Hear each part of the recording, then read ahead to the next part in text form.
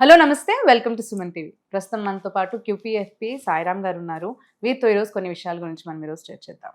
Hello అండి సాయిరామ్ గారు, నమస్తే. నమస్తే అండి. యా, సో ఇప్పుడు రీసెంట్గా ట్రంప్ మనకు ఒక పెద్ద రూల్ అయితే పాస్ చేశారు. అదేంటి అని H1B వీసా వాళ్ళకి ఎవ్రీ ఇయర్ మనకి $1 lakh అనేది వాళ్ళు పే చేయాలి అని చెప్పేసి. సో దీని ఎఫెక్ట్ మనకు అక్కడ ఉంటున్న ఎన్ఆర్ఐస్కి కానీ, లేదంటే రీసెంట్గా అక్కడ వెళ్ళి సెటిల్ అవుదాం అనుకుంటున్న వాళ్ళకి కానీ ఎలా ఎఫెక్ట్ పడుతుంది అంటారు అసలు? సెప్టెంబర్ 19న వైట్ హౌస్లో మీటింగ్లో ప్రెసిడెంట్ ట్రంప్ ఒక రూల్ మీద అయితే సైన్ చేశారు, ఒక ఆర్డర్ మీద. సో వాళ్ళు అక్కడ ఆ మీటింగ్లో చెప్పింది ఏంటంటే H1B వీసా ద్వారా అమెరికాలో కనుక ఎవరైతే జాబ్ చేయాలనుకుంటున్నారో వాళ్ళ కంపెనీస్ పర్ వీసా హోల్డర్కి $1 lakh పే చేయాలి. అదే. సో అంటే జనరల్గా అక్కడ యూఎస్లో normal average salaries 100K 120K అలా ఉంటుంది. Correct correct. సో 100K ఉండే వాళ్ళకి ఇంకొక 100K పెట్టి వీసా స్పాన్సర్ చేయాలి కంపెనీస్. అండ్ ఇది ఎవ్రీ ఇయర్ అన్నారు. సో ఆ వార్త వినగానే అసలు చాలా మంది అసలు వాళ్ళందరూ భయపడిపోయారు. ఎవ్రీ ఇయర్ అసలు ఎట్లా గడుపుతాం, అసలు వాళ్ళ ఆశలన్నీ చల్లా చెదిరైపోయాయి. అండ్ అసలు ఇంకోటి ఏం చెప్పారంటే అది సెప్టెంబర్ 21 నుంచి అమల్లోకి వస్తుంది అన్నారు. సో ఈ వార్త వినగానే చాలా మంది ఇండియాలో ఉన్న ఎన్ఆర్ఐస్ అందరూ యుఎస్కి రిటర్న్ వెళ్ళిపోయారు. నాకు కొంతమంది క్లయింట్స్ ఇండియా వద్దాం అనుకున్న వాళ్ళు దుబాయ్ ఎయిర్పోర్ట్లో అక్కడికక్కడే ఆగేసి రిటర్న్ వచ్చి వెళ్ళిపోయారు. కనెక్టింగ్ ఫ్లైట్ అవ్వకుండా రిటర్న్ వెళ్ళిపోయారు. ఆ రోజు కనుక మీరు చూసింటే కనుక ఫ్లైట్స్ రేట్లు డబల్ అయిపోయాయి. అండ్ కొంతమంది అయితే ఈవెన్ పెళ్ళిళ్ళు కూడా క్యాన్సిల్ చేసుకుని వెనక్కి వెళ్ళిపోయారు. ఓకే. సో వన్స్ ఈ వీకెండ్ అవటం వల్ల వన్స్ నెక్స్ట్ మండేకి వచ్చేసరికి వైట్ హౌస్ కొంచెం క్లారిటీ ఇచ్చింది. ఇదేంటంటే ఎవ్రీ ఇయర్ కాదు, ఓన్లీ కొత్తగా ఎవరైతే H1B తీసుకుంటున్నారో వాళ్ళకి మాత్రం ఇది వర్తిస్తుంది. సో అసలు H1B వీసా అంటే ఏంటి? సో అమెరికాలో ఏంటంటే ఫైనాన్షియలైజ్ అయిన తర్వాత అమెరికాలో ఈ స్టెమ్ కోర్సెస్ వాటి రిలేటెడ్ కంపెనీస్ చాలా పెరిగిపోయాయి. కరెక్ట్. వీటికేమో అమెరికన్స్కేమో ఆ నాలెడ్జ్ లేదంతా. సో గ్లోబల్గా ఉన్న టాలెంట్ ఏమో అమెరికాలో తీసుకురావాలంటే కనుక ఈ H1B వీసా అనేది ఒక రూట్. సో H1B వీసా ద్వారా అమెరికాలో లేని టాలెంట్ని ఫర్ ఇండియాలో ఉండొచ్చు, చైనీస్లో ఉండొచ్చు, వీళ్ళ ద్వారా తీసుకునేవాళ్ళు. వీళ్ళకి స్పాన్సర్ చేసే వీసా H1B వీసా. సో ఈ H1B వీసాలో చూసేట్లయితే కనుక 72% ఇండియన్సే ఉంటారు. కరెక్ట్. అవును అవును. అండ్ రిమైనింగ్ ఒక 12% వరకు చైనీస్ వాళ్ళు ఉంటారు. అండ్ ఇండియాస్ లో కూడా చూసుకుంటే కనుక మెజారిటీ మన తెలుగు వాళ్ళు తీసుకుంటూ ఉన్నారు. ఈ రోజు లాస్ట్ 4-5 years లో చూస్తుంటే కనుక చాలా మంది వాళ్ళ గ్రాడ్యుయేషన్ కంప్లీట్ అవుతూ మాస్టర్స్ అని చెప్పి యూఎస్ ఫ్లైట్ ఎక్కేవాళ్ళు. సో ఈ trend last 4 to 5 years post Covid చాలా బాగా పెరిగింది. దానికి రీజన్స్ ఏంటంటే కోవిడ్ టైంలో చాలా మంది ఇక్కడికి జాబ్స్ లేకపోవటం, అంతకుముందు యూఎస్కి వెళ్ళిన వాళ్ళేమో మంచి సాలరీస్ తో ఉంటాం, వీటిని చూసి చాలా మంది 21 నుంచి 23కి చాలా హెవీగా వెళ్ళారు. ఎవ్రీ ఇయర్ పెరుగుకుంటూ వెళ్ళారు.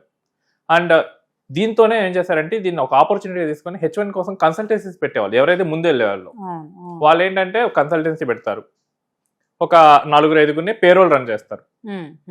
ఆ 4-5 పేరోల్ మీద ఒక్కొక్కరికి గంటకి ఇంత అని చెప్పేసి వీళ్ళు కమిషన్ తీసుకునేవాళ్ళు. ఓన్లీ కన్సల్టెన్సీస్ దీని ద్వారా చాలా బాగుపడ్డాయి. కొంతమంది ఏంటంటే జనరల్గా అమెరికాలో ఏంటంటే మన కోర్స్ అయిపోయిన తర్వాత ఓపీటీ అని ఇస్తారు, ఆప్షనల్ ప్రాక్టికల్ ట్రైనింగ్. ఇది 3 years ఉంటుంది. ఇది ఉండాలంటే జాబ్ ఉండాలి. సో మన కన్సల్టెన్సీస్ ఏం చేస్తున్నాయి, తెలుగు వాళ్ళు, నేను ఇండియన్స్ చాలా మంది ఇట్లానే చేస్తుంటారు, కన్సల్టెన్సీ ఉన్న వాళ్ళు వీళ్ళు ఫేక్ పేరోల్స్ రన్ చేస్తున్నారు. అంటే అక్రమంగా అమెరికాలో ఉండటానికి ఒక మార్గాన్ని క్రియేట్ చేస్తున్నారు. అండ్ H1 ఉన్న వాళ్ళకి, జాబ్ పోయిన వాళ్ళకి కూడా వీళ్ళు మళ్ళీ మేము జాబ్ ఇస్తున్నామని చెప్పి ఇచ్చేవాళ్ళు. సో ఇప్పుడు ఏమవుతుందంటే H1 తీసుకొచ్చింది ఏంటంటే హైలీ స్కిల్డ్ వాళ్ళు అమెరికాలోకి రావాలి. అది రాను రాను ప్రాక్టికల్గా ఏమైపోయింది, అమెరికాలో ఉండటానికి బేసిక్ వేజెస్ ఉన్న వాళ్ళు కూడా వెళ్ళిపోతున్నారు. నార్మల్గా ఒక యావరేజ్న ఎంట్రీ లెవెల్ వాళ్ళు మన ఇండియన్స్ $66K పనిచేస్తున్నారు. అదే అమెరికన్స్ అయితే కొంచెం ఎక్కువ, అబౌవ్ $80K వాళ్ళు పనిచేస్తారు. మన వాళ్ళు ఏంటంటే చీప్గా వస్తున్నారు. సో కంపెనీస్ ఏం చేస్తున్నాయి, చీప్గా వస్తున్నాయి కాబట్టి హైర్ చేసుకుంటున్నారు. సో దాని ఉద్దేశమే మారిపోతుంది. కాబట్టి అమెరికా ఏం చేసిందంటే అసలు ఎంట్రీ లెవెల్ వాళ్ళకి కొత్తగా H1B వీసాని ఎంకరేజ్ చేయకూడదు అని చెప్పేసి ఇట్లా చేశారు. కానీ ఇలా అయితే మరి అందరు చాలా మంది తగ్గిపోతారు కదా, నార్మల్ గా ఇప్పుడున్న పర్సంటేజ్ అయితే వెళ్ళరు కదా. వాళ్ళ ఉద్దేశం కూడా అది. సో ఇక్కడ ఉద్యోగాలు లోకల్ వాళ్ళకి రావాలి. హైలీ స్కిల్డ్ వాళ్ళకి పెద్ద ప్రాబ్లం లేదు, ఎందుకంటే వాళ్ళకి మేనేజ్మెంట్ లో ఉండేవాళ్ళు, VCs గా ఉండేవాళ్ళు, డైరెక్టర్స్ లెవెల్లో ఉండేవాళ్ళు, సీనియర్ ప్రాజెక్ట్ లో ఉండేవాళ్ళు, వాళ్ళకి ఏంటంటే హై స్కిల్ ఉంటుంది కాబట్టి వాళ్ళకి 400K 500K పే చేస్తారు. మా అయితే కంపెనీస్ అగ్రిమెంట్ పెట్టుకోవచ్చు, నేను 3 years H1B స్పాన్సర్ చేస్తాను, $1 lakh పే చేస్తాను, ఎవ్రీ ఇయర్ నీ సాలరీ కట్ చేసుకుంటాను, అట్లా చేయొచ్చు. బట్ ఎంట్రీ వాళ్ళకి, మిడ్ లెవెల్ వాళ్ళకైతే ఇమీడియట్ గా ఎఫెక్ట్ ఇప్పుడు పడుతుంది. చాలా స్టాప్ అయిపోతాయి అయితే, ఇక్కడ నుంచి వెళ్ళాలనుకునే వాళ్ళు చాలా మంది ఫిల్టర్ అయిపోతారు అయితే. అసలు కంపెనీస్ కి అసలు వయబుల్ కాదు. ఎందుకంటే ఈవెన్ చాలా మంది నేను చూస్తున్నాను $80K పని చేస్తున్నారు, వాళ్ళకి 100K ఎవరు ఇస్తారు? రైట్. సో అండ్ మన వాళ్ళు కూడా ఇప్పుడు ఎవరైతే ఆ F1 వీసా మీద వెళ్ళి అక్కడ సెటిల్ అవుదాం అనుకున్న వాళ్ళు, వాళ్ళకి కూడా అసలు ఇది చాలా అశనిపాతంలా తయారవుతుంది. ఎందుకంటే కొంతమంది ఇక్కడ క్లారిటీ లేదు, F1 నుంచి H1 కి ట్రాన్స్ఫర్ అయ్యేటప్పుడు $1 lakh కట్టాలా లేదా. ఒకవేళ కట్టాల్సి వస్తే కనుక వాళ్ళకి ప్రెసెంట్ అంతకు ముందు లాగా ఏంటంటే, నేను ఏదో కోర్స్ చేస్తాను పార్ట్ టైమ్ లో యూనివర్సిటీలో చేసేసి ఆడుతూ పాడుతూ నేను మాస్టర్స్ కంప్లీట్ చేసుకుంటాను, తర్వాత ఏదో ఒకటి ఆన్లైన్ లో కోర్స్ చేస్తాను, ఇంటర్వ్యూ తెచ్చి పాస్ అవుతాను, తర్వాత ప్రాక్సీని పెట్టుకుంటాను ఇండియాలో, లేదా ఎక్కడైనా ప్రాక్సీని పెట్టుకుని రన్ చేస్తా అంటే అసలు ఇలాంటివి అయితే వర్కౌట్ అవ్వవు. సో వాళ్ళు హైలైట్ టాలెంట్ అయితే తెచ్చుకోవాలి, అప్గ్రేడ్ అవ్వాలి. అండ్ చాలా మందికి మనకు ఫినాన్షియల్ వైజ్ గా చూసుకుంటే కనుక, ఫినాన్షియల్ ప్లానింగ్ వైజ్ గా చూసుకుంటే కనుక ఇది ఒక ఎమర్జెన్సీ సిచ్యువేషన్. కరెక్ట్, అవును. సో చాలా మందికి ఏంటంటే ఇక ఫ్యూచర్ అర్థమైపోయింది, ట్రంప్ కానీ నెక్స్ట్ వచ్చే వాళ్ళు ఎప్పుడైనా కానీ మీరు వెళ్ళిపోమంటే ఏంటి, ఉన్న పలంగా అన్ని ఖాళీ చేసుకుని తిరిగి రావాల్సిందే.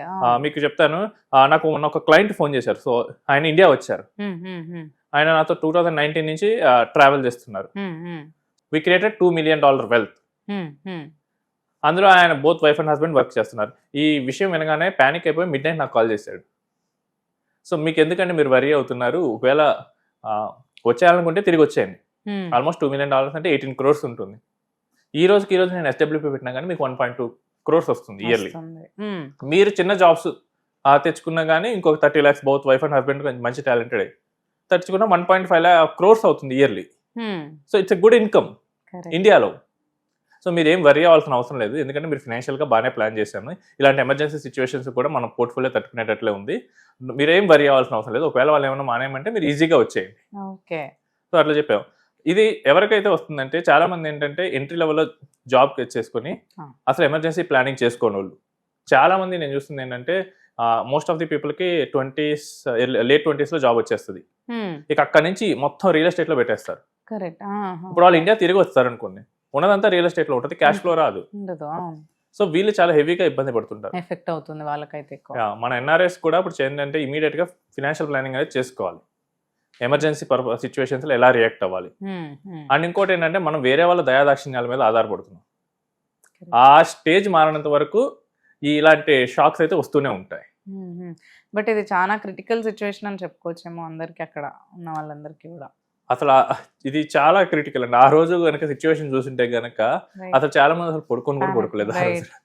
ఇండియాలో వాళ్ళ ఫ్యామిలీస్, అక్కడ వాళ్ళు, ఎందుకంటే జాబులు పోతాయని లిటరల్లీ డిసైడ్ అయిపోయారు. అండ్ ఇంకోటి చాలా మంది ఏంటంటే ఈఎంఐస్ తీసుకుని ఉన్నారు.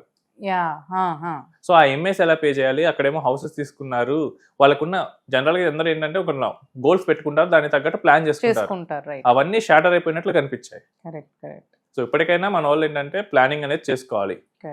అండ్ ఇండియాకి రిటర్న్ వచ్చే ప్లాన్ అనేది, ఒకవేళ వాళ్ళకి థాట్ ఏంటంటే కొన్నాళ్ళు అక్కడ వర్క్ చేసి నేను ఇండియాకి వచ్చేస్తా అంటే కనుక దాన్ని ఇమీడియట్ గా యాక్షనబుల్ గా పెట్టుకోవాలి. రైట్. నేను తర్వాత ఒక 2 years తర్వాత చేసుకున్నాను ఇలా అంటే కనుక రేపు ఏదైనా రోజు మీకు వీసా రిజెక్ట్ అయితే పరిస్థితి ఏంటో చూసుకోవాలి. రైట్. సో ప్లానింగ్ చేసుకుని ప్రాపర్ గా ప్రిపేర్ అయి ఉండాలి అని అంటున్నారు. ఎస్ అండి. థ్యాంక్ యూ అండి, థ్యాంక్ యూ సో మచ్.